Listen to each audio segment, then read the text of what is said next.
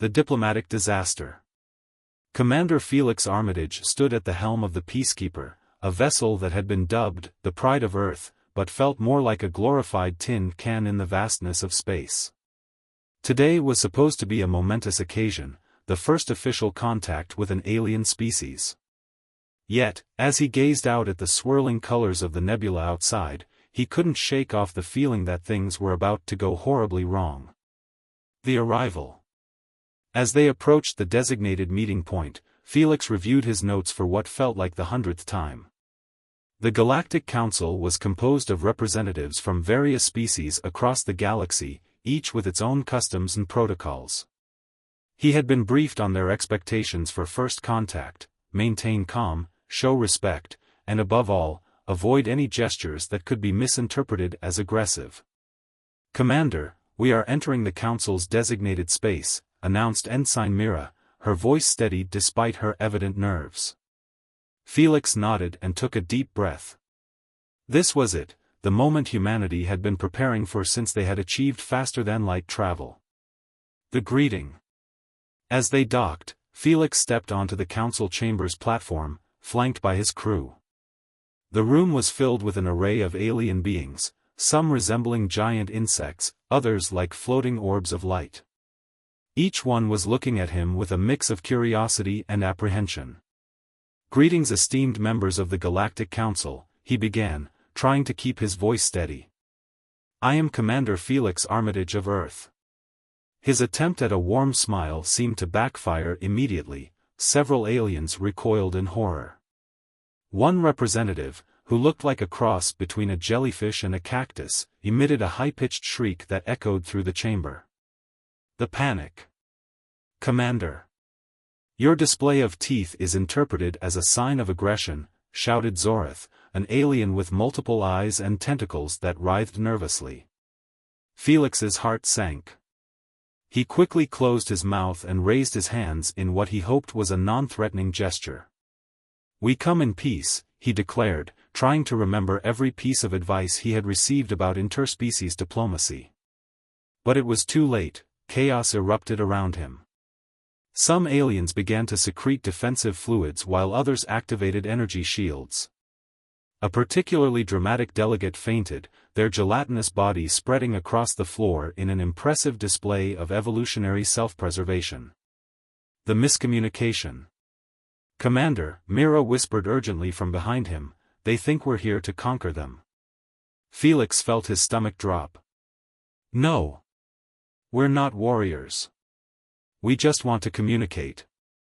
But his words only seemed to exacerbate the panic. "Battle stations," cried one alien representative whose body resembled an origami butterfly made of metal. "Prepare for imminent attack." Felix realized that every move he made was being scrutinized under a lens of fear. He stood frozen in place, contemplating how he could possibly rectify this catastrophic misunderstanding. The attempt at calm. "Let's take a moment," he suggested carefully, raising his hand again but quickly retracting it when another alien screamed at what they perceived as an attack posture. "We need to regroup," he continued desperately. "Perhaps we can all just breathe?" The suggestion only led to more alarm. It turned out that breathing in front of these aliens was akin to initiating a battle cry in their cultures. Felix glanced around at his crew. They were just as bewildered as he was. He could see Myra's eyes wide with panic and Jack's, their weapons officer, nervously gripping his sidearm. The realization. As the pandemonium continued around him, aliens flailing about and shouting incomprehensible phrases, Felix felt an overwhelming sense of futility wash over him. He had trained for years for this moment only to find himself inadvertently instigating what could be perceived as an intergalactic war. "What have I gotten us into?" he muttered under his breath. Just then, Zorath managed to regain some composure and called for order among the chaos. "We must assess this human's intentions before proceeding." Felix seized upon this small glimmer of hope and nodded vigorously. "Yes. Exactly. Let's talk." But as Zorath began speaking again, his voice echoing through the chamber, Felix couldn't help but wonder if humanity's first contact would end up being its last due to misunderstandings fueled by fear and miscommunication. This sets up an engaging narrative that can be developed further in subsequent parts while introducing unique characters and scenarios throughout each segment. The misunderstanding. The Council's dilemma. Ambassador Lyra stood at the forefront of the Galactic Council, her crystalline form shimmering under the chamber's lights. She had been chosen to represent Earth in this critical moment, and yet, as she surveyed the panicked expressions of her fellow delegates, she felt a wave of uncertainty wash over her. The chaos that erupted after Commander Felix Armitage's initial greeting had spiraled out of control, leaving her with the daunting task of clarifying humanity's intentions. Esteemed members of the Council, Lyra began, her voice steady despite the turmoil. We must approach this situation with reason and understanding. The humans are not here to harm us. The panic persists. The chamber was filled with a cacophony of alien voices, each species reacting in its own unique way. Some representatives were emitting alarm pheromones, while others were activating their defensive shields. Lyra could see Zorith, the chief security officer, trembling as he tried to maintain order among the chaos. Ambassador Lyra, Zorith called out, his many eyes darting nervously. You must convince them that we are not in danger. They display their teeth as a sign of aggression. Lyra took a deep breath and focused on her fellow delegates. Humans smile as a gesture of goodwill. It is a form of communication meant to express friendliness. A cultural divide. Friendly, one delegate exclaimed, their skin shifting colors in confusion. How can we trust a creature that shows its feeding apparatus? Lyra realized that explaining human customs would require more than just words. She needed to bridge the vast cultural divide between their species. Let me provide context, she suggested. On Earth, smiling is akin to extending a hand in friendship. The council members exchanged glances, their expressions still skeptical but intrigued by the ambassador's attempt at explanation. The demonstration. Perhaps we should demonstrate this smiling, suggested an elder delegate named Velos, who had remained silent until now. His voice was calm yet authoritative. If they can show us this gesture without causing further panic.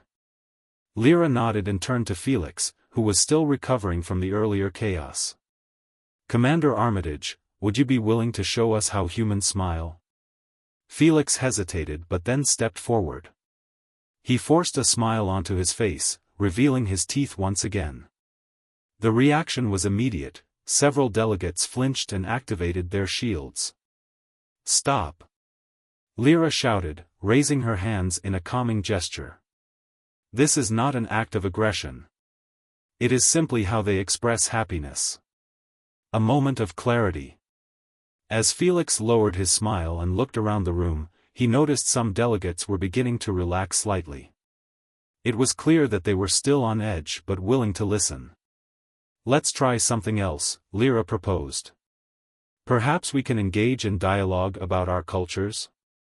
Sharing stories might help ease tensions. The council members exchanged uncertain looks but eventually nodded in agreement. The storytelling begins. Lyra took the lead and began sharing tales from Earth, stories of exploration, creativity, and cooperation among humans. She spoke about their achievements in science and art, emphasizing their capacity for empathy and understanding. As she narrated tales of humanity's triumphs and struggles, she could see the atmosphere shift within the chamber. The aliens began to lean forward, captivated by her words. A new understanding. One delegate raised a tentacle for attention.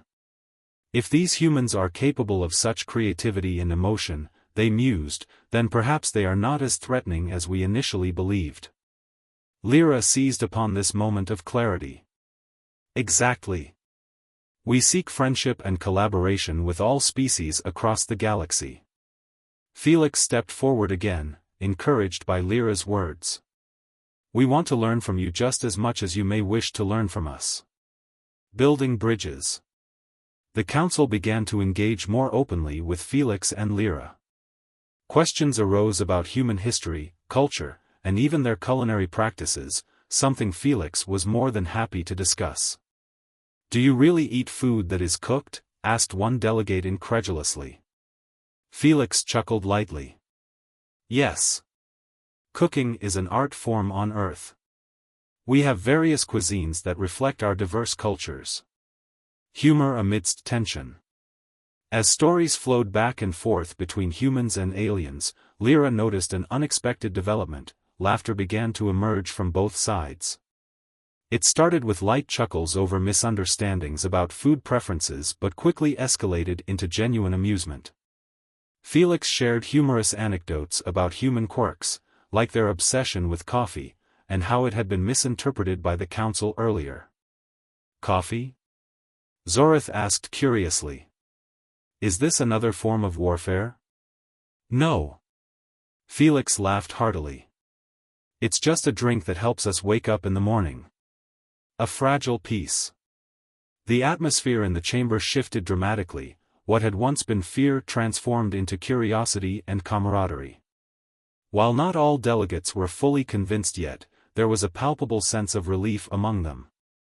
Lyra knew they were still walking a tightrope between misunderstanding and acceptance but felt hopeful for what lay ahead. "Let us continue this dialogue," she proposed warmly. "We can learn so much from each other if we approach this with open hearts." As discussions continued into the evening hours, Lyra felt that perhaps humanity could indeed claim its spot not just as a feared species but as one capable of forging meaningful connections across the galaxy. This part continues building on the narrative while introducing new dynamics among characters and exploring cultural misunderstandings in a light-hearted manner. The Coffee Crisis. A brewing storm. Commander Buzz Kaplan sat in the observation pod, his mind racing after the chaotic events of the previous meetings. The Galactic Council was still buzzing with tension from their misunderstandings about human customs. Just when he thought things couldn't get any more complicated, he made a fateful decision. He asked the ship's AI to synthesize him a cup of coffee. Little did he know that this innocent request would trigger the next major diplomatic crisis. As the aroma of freshly brewed coffee filled the air, Kaplan took a moment to savor it. He had no idea that the observation pod was equipped with atmospheric content analyzers, which would soon spell disaster. The alarm bells. The first sign of trouble came when the Council's environmental safety officer, a being resembling a jellyfish made of quantum circuits, began emitting frantic beeping noises. Security breach. "The human is producing a chemical weapon," it cried, its tentacles writhing in alarm. Kaplan blinked in confusion as he looked down at his steaming mug. "It's just caffeine," he replied, thinking it was a harmless explanation. Unfortunately, this turned out to be exactly the wrong thing to say. The panic ensues. Caffeine? Zix, the crystalline ambassador from earlier, vibrated with alarm. The neural stimulant? The psychoactive compound you willingly consume? This military-grade enhancement drug? The council chamber erupted into chaos once again. Kaplan watched in disbelief as various alien species began to panic in an organized manner, each taking turns to express their horror at what they perceived as a new threat. Misunderstandings multiply. "Most humans drink this multiple times a day," Kaplan tried to clarify, but his words only fueled their fears further. "Multiple doses daily," exclaimed Zorith, the chief of security.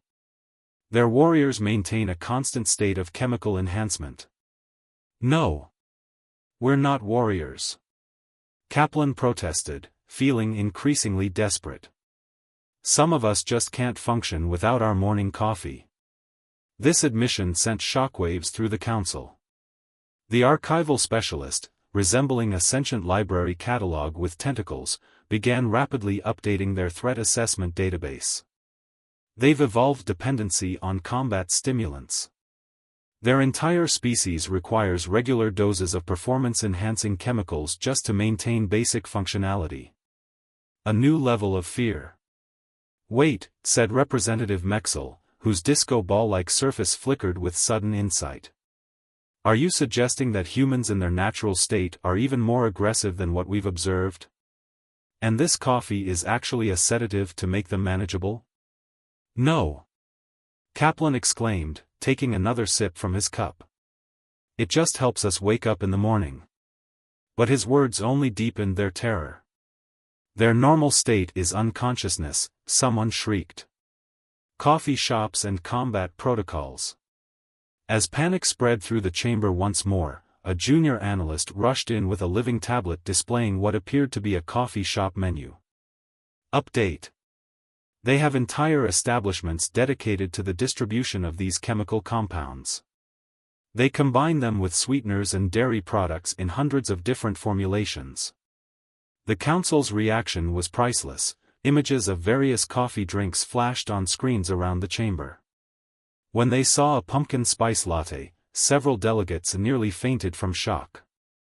"This is clearly a sophisticated military supply network," declared Zorath, flapping his titanium wings nervously. "Attempts at control." Kaplan felt like he was trapped in an absurd comedy. With every sip he took, it seemed like he was digging himself deeper into an intergalactic misunderstanding. He raised his hands in surrender. "Look. We're not trying to invade anyone. We just enjoy our coffee." But it was too late. The council had already begun drafting what could only be described as the most paranoid containment protocol in galactic history. A call for quarantine. "Perhaps we should consider implementing a galaxy-wide quarantine around Earth's solar system for safety," Zik suggested gravely. "Oh, come on," Kaplan protested, exasperated. "Isn't that a bit of an overreaction? The human uses psychological manipulation techniques to question our judgment," Zorath insisted. "Clearly, they are masters of cognitive warfare." Drafting reports. As the council descended into another round of panic-induced bureaucracy, Kaplan pulled out his personal tablet and began drafting his mission report. Day 2 of First Contact. Accidentally convinced the galactic community that humans are hyper-intelligent Death Worlders with complex military codes hidden in cat pictures. Request immediate transfer to literally anywhere else. Also, we're going to need more coffee. He had no way of knowing that this last line would only exacerbate the situation further. A brewing conflict. As discussions continued about quarantining Earth and labeling humans as potential threats, Kaplan realized that he needed to find a way to turn this around before they completely lost control of the narrative. With every passing moment, he felt like he was teetering on the edge of an interstellar disaster, and all over something as simple as a cup of coffee. This part delves into the humorous yet tense situation surrounding humanity's caffeine consumption and how it is misinterpreted by alien species. The meme war. A new form of communication. As the chaos from the coffee crisis began to subside, Commander Buzz Kaplan found himself grappling with the fallout of the Galactic Council's latest panic. After a series of misunderstandings regarding their caffeine habits, he now faced a new challenge: explaining humanity's penchant for memes. He had realized that humor could be a powerful tool in bridging cultural divides, but how would he convey this concept to beings who were already on high alert? "Perhaps we should consider the human method of communication," suggested Ambassador Lyra, her crystalline form shimmering with determination. "If we can understand their humor, we might find common ground." The Council's curiosity. The Council members, still wary but intrigued, leaned in closer. Zorath, the Chief of Security, waved his tentacles in a gesture that signaled both curiosity and caution. "What exactly are these memes you speak of?" he asked. Kaplan took a deep breath and began to explain. Memes are images or videos that convey ideas or emotions in a humorous way. They often include captions that reflect current events or cultural references. The first example. To illustrate his point, Kaplan pulled up a popular meme featuring a cat looking surprised with the caption, "When you realize it's Monday again." He watched as the council members processed the image, their expressions a mix of confusion and fascination. "What is this creature?" Zix asked, pointing at the cat. "And why is it making such an expression?" "That's just a cat," Kaplan replied with a chuckle. "They're common pets on Earth." The humor comes from the relatable feeling of dread when facing another workweek. A collective gasp. The council chamber erupted into a collective gasp as they processed this new information. "They use animals as symbols for their emotional states," one delegate exclaimed, their chromatophores flashing in alarm. "Yes," Kaplan responded eagerly. "It's a way for us to express our feelings and connect with each other through shared experiences." The memes multiply. Encouraged by their interest, Kaplan continued to share more examples of memes, some involving dogs, others featuring humorous takes on everyday life. As he displayed each one, he noticed that the tension in the room began to ease slightly. "Here's one about procrastination," he said, showing an image of a dog lying on its back with the caption, "I'll do it tomorrow." The delegates chuckled softly at this relatable sentiment. Cultural exchange. As laughter filled the chamber, Lyra seized the opportunity to propose an idea. "What if we create our own memes? We could use this form of communication to foster goodwill between our species." The council members exchanged glances, intrigued by the suggestion. "This could be an effective way to share our cultures," Zorith agreed cautiously. "But how do we create these memes?" Collaborative creativity. Kaplan smiled at their enthusiasm. "We can start by sharing our own cultural references and humor. Each species can contribute ideas for memes that reflect their unique perspectives." The council quickly organized into groups, each tasked with brainstorming potential meme concepts that represented their cultures. Kaplan watched as they animatedly discussed ideas, tentacles waving in excitement and crystalline forms shimmering with inspiration. The first meme creation. After some time, Zix presented their first collaborative meme, an image of a floating jellyfish-like creature with the caption, "When you're trying to look graceful but end up looking like this." The council erupted into laughter, and even Kaplan couldn't help but smile at their creativity. "This is fantastic," he exclaimed. "You've captured humor beautifully. The human perspective." Feeling emboldened by their success, Kaplan decided it was time to share more about human humor. He explained various types of memes, such as reaction images and ironic jokes, hoping to inspire further creativity among the council members. "Humor is often based on shared experiences," he elaborated. "It helps us bond and understand each other better." A new understanding.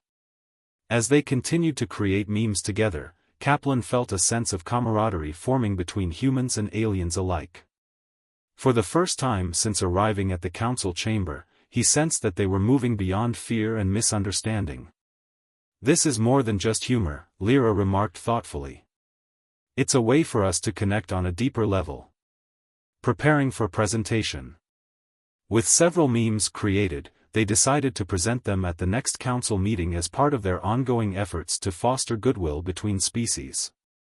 Kaplan felt hopeful, perhaps this would be the turning point in their diplomatic mission. As they prepared for the presentation, he couldn't shake off a lingering sense of anxiety about how these memes would be received by those who were still wary of humanity. This part explores how humor and creativity can bridge cultural gaps while maintaining an engaging narrative filled with light-hearted moments amidst tension. The quarantine proposal. A growing tension. The atmosphere in the Galactic Council chamber was electric with anxiety. Commander Buzz Kaplan could feel the tension in the air as he watched the council members debate the implications of humanity's caffeine consumption. After the coffee crisis and the subsequent meme war, it seemed like every word he uttered only deepened their fears. Clearly, Zorith, the chief of security, declared with a tremor in his voice, "We must take drastic measures to protect ourselves from this unpredictable species." The quarantine discussion. Kaplan's heart sank as he listened to discussions about implementing a quarantine around Earth. "Isn't that a bit extreme?" he interjected, hoping to reason with them. "We're not a threat. We just enjoy our coffee." But his protests fell on deaf ears. The Council was already drafting containment protocols, and it was clear that they were convinced humanity was a danger to the galaxy. The proposal takes shape. "Perhaps we should consider a temporary quarantine," Zik suggested, their crystalline form shimmering under the lights. "This will give us time to assess the situation without risking further misunderstandings." Kaplan felt a wave of frustration wash over him. "You can't quarantine an entire planet based on misunderstandings. We're just trying to make friends here." The Council's response. The Council members exchanged glances, their expressions a mix of concern and determination. "This is for our safety," one delegate insisted, their tentacles trembling with anxiety. "We cannot risk allowing these humans to roam freely until we understand their customs better." Kaplan couldn't believe what he was hearing. "But what about diplomacy? What about cooperation?" he pleaded. A moment of reflection. As he spoke, he realized that perhaps they had underestimated how much humanity valued friendship and connection. He took a deep breath and tried to appeal to their sense of reason. "Look, we're not here to conquer or invade," he said earnestly. "We want to share our culture and learn from yours. Isn't that what first contact is all about?" The Council's dilemma. Zoratha's wings fluttered nervously as they considered Kaplan's words. "But your actions have led us to believe otherwise," he replied cautiously. "How can we trust that you won't use your coffee-induced aggression against us?" Kaplan felt a pang of desperation. "I promise you, we're not aggressive. We just want to enjoy each other's company." The turning point. Just then, Lyra stepped forward, her crystalline form glowing with determination. "Perhaps we should give them a chance," she suggested. "If we quarantine them without understanding their intentions, we risk creating an even larger divide between our species." The Council members murmured among themselves, weighing Lyra's words against their fears. A compromise. After much deliberation, they finally reached a compromise. Instead of a full quarantine, they would implement a temporary observation period where humans would be monitored closely while engaging in cultural exchanges with selected Council members.